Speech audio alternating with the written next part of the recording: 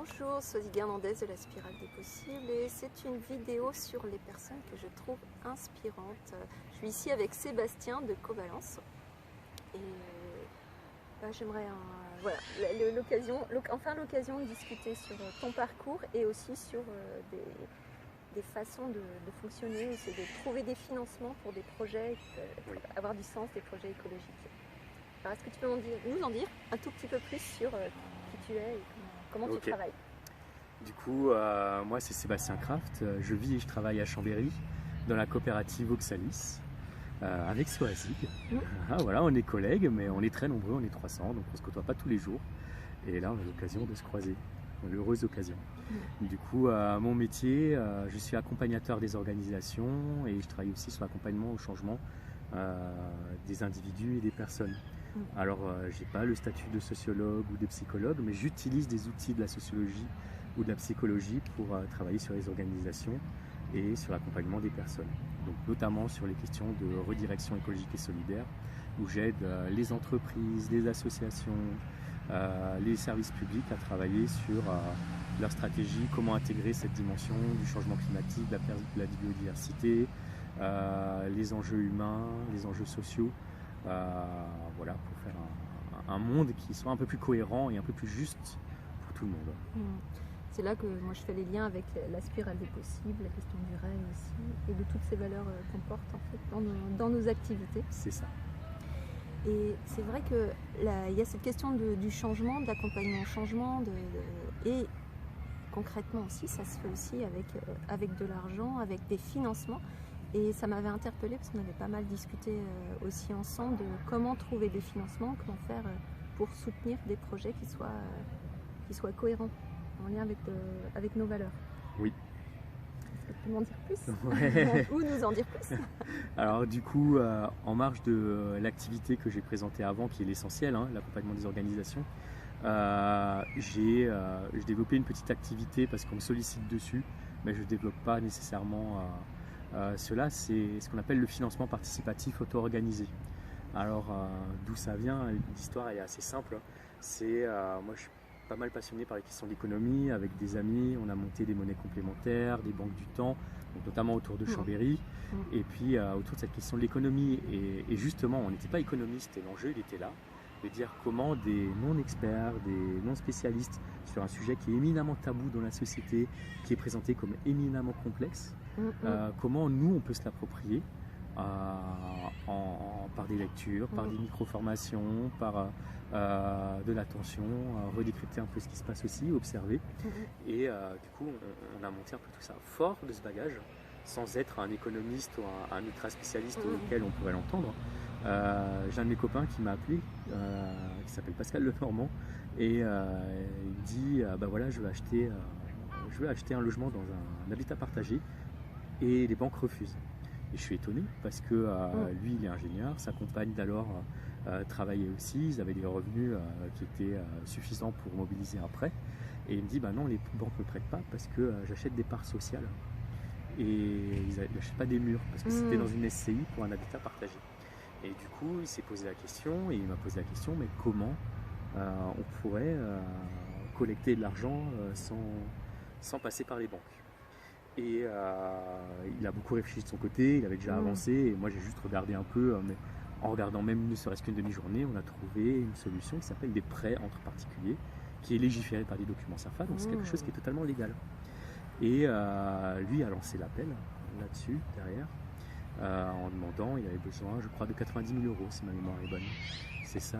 Et puis au bout d'une semaine, en promesse de prêt, il avait près de 40 000 euros. Au bout de 2 semaines, il avait 60 000 euros. Au bout de 3 semaines, il a atteint les 90 000 euros. Et au bout de 4 semaines, il avait 110 000 euros. Et donc il a dû même envoyer un message pour dire stop. Mais après, je me suis dit, c'est Pascal qui a un réseau absolument énorme, qui est connu de partout. Il y a le côté injuste des banques qui ne veulent pas lui prêter. Et puis son message, il s'adressait aux militants avec un ton militant en disant les banques, c'est pas bien, etc. Et je me suis dit, ça marche, mais ça marcherait probablement pas pour d'autres personnes.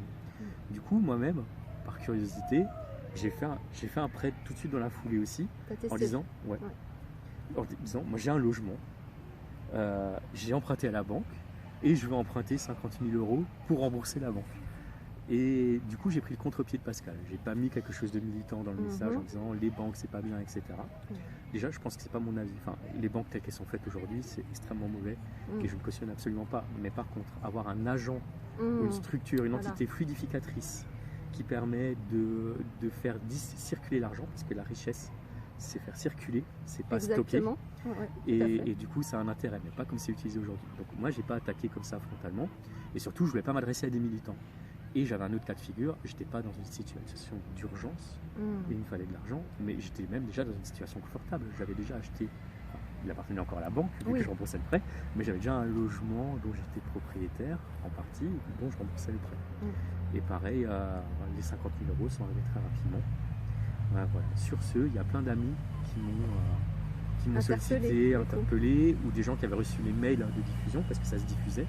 On envoyait à nos amis, à nos familles, et du coup j'ai accompagné d'autres projets aujourd'hui sur la trentaine, quarantaine, c'est plutôt proche des quarantaines de projets accompagnés. On a levé près de 3 millions d'euros à un taux proche de 0%. Alors en forme de prêt, hein, pas en forme de don. Attention, voilà, on n'est pas sur, voilà. sur des choses type Tipeee, du don, sur des projets, etc. Mais on est sur du prêt. Et déjà, c'est une ouverture qui est vraiment impressionnante. Quoi. On peut monter des projets intéressants sans passer par les banques. Et ce qui est intéressant aussi par rapport à ton métier à toi, pour reconnecter aussi, c'est il y a paradoxalement, quand on nous appelle, on nous demande comment on m'appelle, on dit on peut avoir les outils techniques, est-ce qu'on peut avoir les tableurs, est-ce qu'on peut avoir les dossiers juridiques, est-ce qu'on peut avoir les documents CERFA, comment ça fonctionne, et les gens s'inquiètent de ça. Et fort de l'expérience acquise sur ces projets, on se rend compte qu'il y a d'autres dimensions qui apparaissent. Alors évidemment, il y a la dimension technique, qui est un tiers du sujet à traiter. Il y a un deuxième tiers, qui est la question de la communication. Comment on communique, à qui on communique. S'adresser à sa famille ou s'adresser à des personnes qu'on ne connaît pas, c'est pas le même discours qu'on peut tenir. Et quel vecteur on utilise? Est-ce que c'est le mail? Est-ce que c'est un blog? Est-ce que c'est des visioconférences? Est-ce que c'est des réunions publiques en présentiel? Est-ce que c'est un mix de tout ça? Enfin, il faut adapter aussi à l'environnement de la personne. Il n'y a pas de réponse unique, mais se dire avec quoi la personne est le plus à l'aise, où est-ce qu'elle navigue. Une personne qui est beaucoup dans les associations en présentiel, c'est pas la même chose que des gens qui travaillent beaucoup sur les réseaux sociaux, donc on ne travaille pas de la même manière. Et il y a le dernier tiers qui pour moi est le plus important et qui est comme souvent le plus invisible, c'est la question du rapport à l'argent. Et c'est là aussi... Exactement. C'est presque le plus important, non? Parce que juste avant, ça reste assez technique, c'est appropriable, relativement rationnel. Tu as des process que tu adaptes. Mais le rapport à l'argent, ça c'est vraiment... incroyablement émotionnel, ça touche à l'imaginaire, aux expériences. Donc là, moi-même, j'ai moi-même un propre vécu là-dessus, mais c'est que j'ai pas généralisé tout de suite, mais c'est en étant confronté au retour d'expérience des autres porteurs de projets ou des prêteurs même, qu'il y a des choses fort intéressantes qui sont apparues. C'est-à-dire que y a des personnes qui veulent absolument emprunter à leur famille et pas du tout à des gens qu'ils ne connaissent pas. Parce que pour eux, c'est pas imaginable de se dire j'emprunte à des gens que je ne connais pas, c'est pas possible, ils vont me prêter, soit j'ose pas, soit j'ai honte, voilà. Et d'autres personnes qui au contraire ne veulent absolument pas emprunter à leur famille en disant non mais c'est pas possible, si jamais j'arrive pas à rembourser, je veux pas être en défaut vis-à-vis de ma famille, des inconnus, c'est plus facile à gérer, voilà. Alors la question du défaut, sur les 40 projets accompagnés, il n'y en a eu aucun pour l'instant. Il y a eu 2 reports. Parce que c'était des couples qui ont divorcé, mais les prêteurs l'ont compris et ça a été juste reporté d'1 an, mais les prêts continuent à être remboursés derrière. Donc ça c'est intéressant. Il y a aussi sur la question du rapport à l'argent, donc en tant qu'emprunteur, des gens déjà accompagnés, on avait tout fait, les documents administratifs, etc. Il fallait juste appuyer sur le bouton entrée sur le clavier pour envoyer le mail, ils ne l'ont jamais fait. Et c'était pas une question technique parce que tout était préparé. Mais là c'était le poids d'autres freins, de dire je demande de l'argent, et dans l'esprit de beaucoup de personnes, l'argent c'est quelque chose qui est tabou dans notre société. Complètement. On ne parle pas de nos salaires, on ne parle pas de nos primes, de combien on gagne, de notre patrimoine. Culturellement, en France, c'est quelque chose qui est un peu plus difficile. Et du coup, il y a des personnes qui étaient bloquées vis-à-vis de ça. Et le fait de demander des prêts ou mobiliser des prêts de particuliers dans son entourage, dans son réseau, c'était comme faire l'aumône. Et du coup, moi, je trouvais ça ultra intéressant à travailler là-dessus, à la fois pour la personne, pour la compagnie, mais aussi dans une dimension transformatrice de la société. Et par le biais des financements participatifs, on s'adresse aussi à un ensemble de personnes, concernées ou pas concernées, à qui on interpelle et qui lisent, même s'ils n'ont pas envie de lire nos messages ou de répondre favorablement, ils lisent le message et ça les interpelle aussi. Et ça crée une réflexion sur la question de l'argent. Et il y a beaucoup de retours aussi de prêteurs qui disent « Ah, c'est absolument génial, je ne savais pas de quoi faire de mon argent ». Et c'est la majorité des retours, et ça c'est génial. Et il y a quelques petits retours négatifs, mais ça c'est pas grave. Mais ça parle aussi du rapport à l'argent, des personnes qui disent « Mais tu peux pas, tu détruis les banques si tu n'empruntes pas aux banques ». Ou des gens de la famille qui contactent la personne qui mobilise le prêt en disant « Mais attends, les gens ils voient que tu demandes un prêt entre particuliers, c'est la honte, les gens ils vont croire que dans notre famille on n'a pas d'argent, tu peux pas faire ça ». Donc il y a l'imaginaire des autres qui vient peser sur son propre projet aussi. Exactement. Voilà. Et ça c'est vraiment intéressant à positionner avec les personnes en fait. Préalablement. Ça c'est très très précieux. C'est ça. Et comment tu t'y prends justement? Tu les mets autour de la table et allez, on va parler de cette notion-là, c'est l'argent. Et tu fais brainstormer, tu travailles. Ouais, j'ai quelques petits outils où j'ai des typologies, un peu des archétypes qui j'aime pas utiliser le terme de caricature parce que caricature ça relève que le côté négatif, mais c'est vraiment l'archétype au sens noble du terme où on grossit des traits aussi bien positifs que négatifs et qui permettent de se dire duquel vous vous rapprochez le plus. Alors ça correspond jamais à 100% à l'un des archétypes, on est un peu, mais il y a souvent une dominante. Et du coup c'est bien d'identifier la dominante et on voit les comportements qui peuvent être associés à cette dominante là aussi, que la personne en prenne conscience en se disant bah ouais, qu'est-ce qu'il y a, et après on travaille sur ce qui est acceptable ou pas.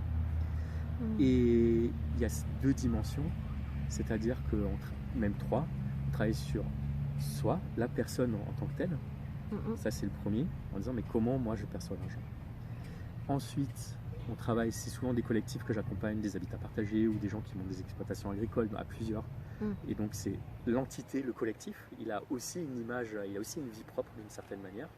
Il n'y a rien d'ésotérique là-dedans, c'est pas ça dont je parle, c'est plus un collectif, un groupe de personnes a une forme de personnalité aussi, comme le dit la sociologie, la psychologie. Voilà, la psychologie des groupes dit ça.